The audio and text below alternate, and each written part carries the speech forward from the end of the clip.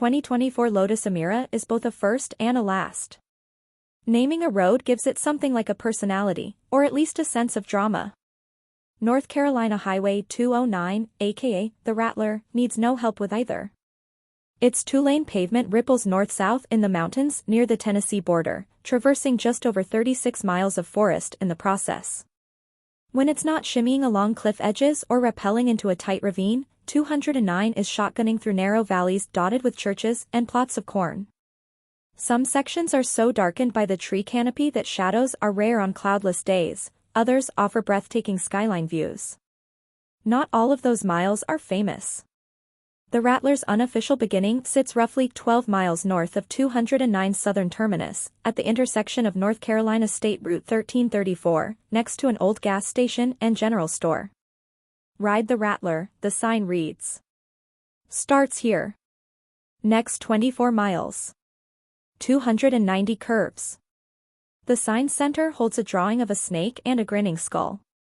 At the bottom, in smaller type, are the words Ferguson Supply, the name of the store, and Rattler shirts inside. Some people like their fun roads with drama, a story, and a t-shirt, others just want corners and straights and to get on with it. Because he likes all of the above but also stupid jokes, your narrator simply left that intersection at full rip while making a face like Graham Hill and dreaming up nerdy sports car riffs on movie titles, two-lane t-shirt, Apex through the gift shop, etc. Colin Chapman, the engineering genius and master pitchman who founded Lotus Cars, would probably have liked all of this. Dead since 1982, Chapman built his company on a mix of relentless innovation and staggering disdain for the status quo. Above all, he believed in the sales power of a good image, regardless of whether it aligned with reality. The Rattler doesn't much remind you of death or a snake, and you can't see that sign without wondering which came first, the road name chicken or the t-shirt shop egg.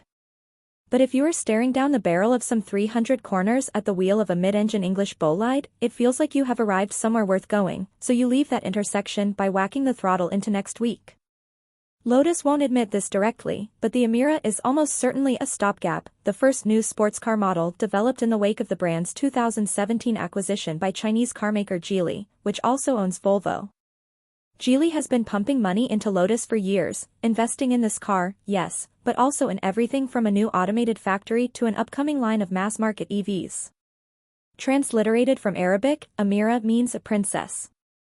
Fittingly, the Lotus's hardware is a kind of royalty, old of blood and long faded, if a bit shallow in gene pool. The Emira was launched in Europe for 2023 as a replacement for the aging Lotus Evora, a 2+2 sports car first sold in America for 2010.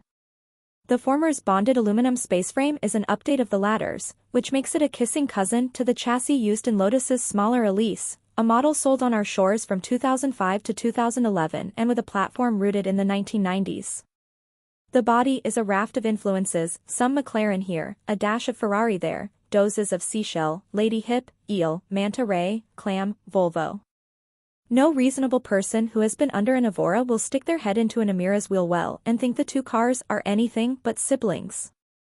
The Toyota-sourced 400 horsepower 3.5-liter V6 and the 𝑖ZEN 6-speed manual transaxle are essentially Evora carryover pieces. A 360 horsepower turbo 4 paired with an 8-speed dual-clutch automatic, both sourced from Mercedes-Benz, will